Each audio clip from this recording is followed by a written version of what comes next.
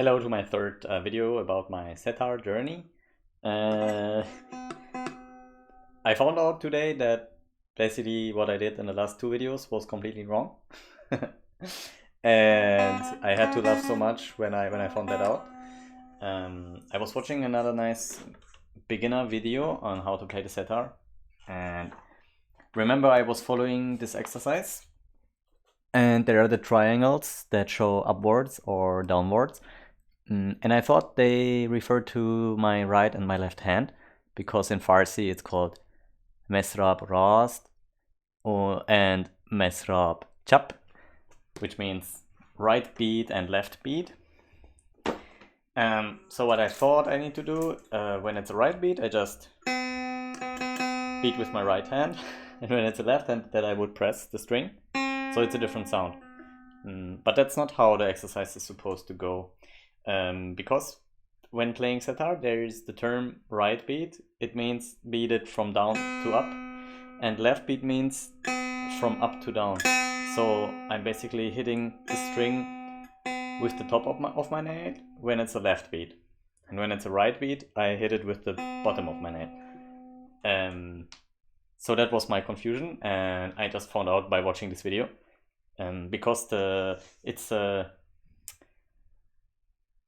it's a term when playing Setar. It's something I needed to know before, and I just don't know it. So it was difficult for me to know. So one learning is that whenever you find a term, like in a field or when learning something new, you really need to be sure what it means. And it often can happen, what happened to me, that like a certain term has a very specific meaning, and you can't tell the meaning just from the word itself.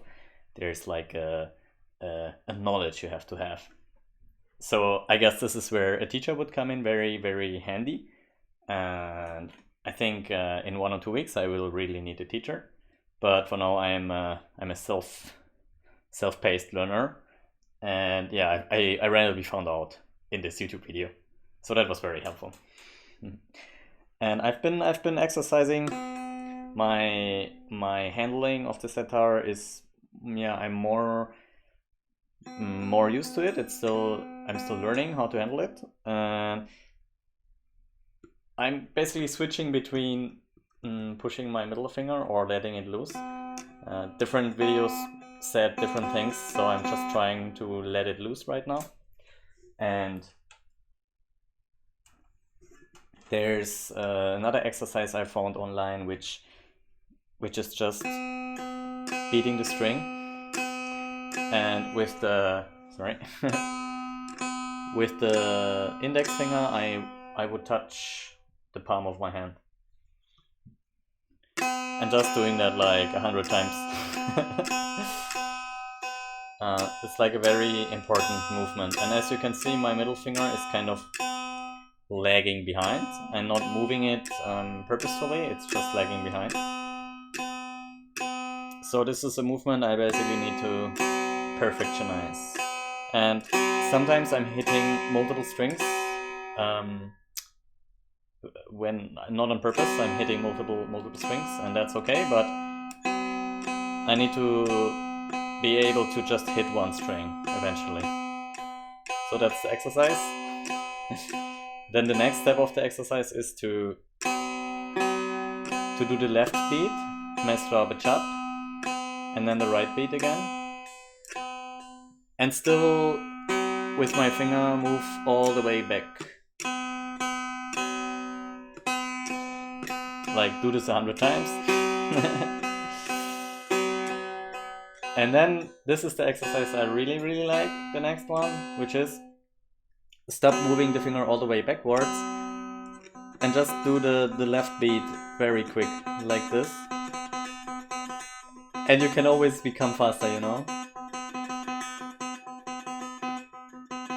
And it's such an interesting feeling with my index finger. It's almost like swimming on top of the string. Like, it's so smooth. It needs such a fine feeling, you know? And I think this is the typical Setar sound also. If I add my left hand, you know, this starts to sound like it's supposed to sound. Like this quick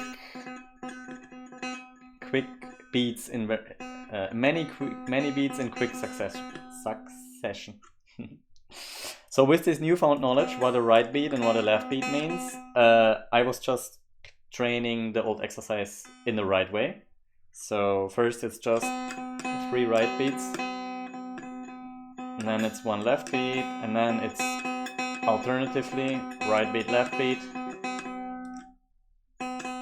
Then it's the quadruplets.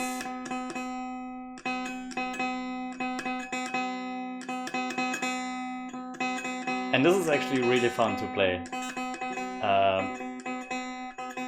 Now I understand the left and right beats. If you can see my index finger right now, it's like a gliding from up to down and down to up. Versus only doing right beats, it's not so satisfying, I would say. Alternatively, it's very satisfying.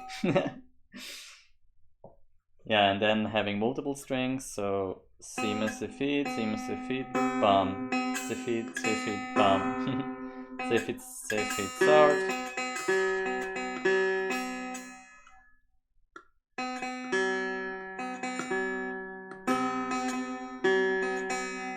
And then the quadruplets, C feet, bam, bam, C feet, start, bam, C feet, start, C feet.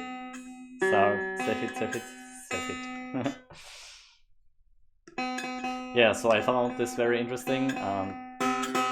That like for a week or something I was basically following the exercise in a wrong way. Of course there was no harm done. I needed the time anyway to get used how to handle the setar, how to hold it. Yeah, but it's like an easy trap to fall into to, as a beginner, misunderstand how an exercise is supposed to go. So I'll definitely be aware of that in the future. Yeah, and it's just so nice to do this. And it's like a movement I need to learn 100 times a day. Yeah, so I just wanted to give this quick update. Now I know how the exercise is supposed to go, and I just keep exercising. Thanks for tuning in.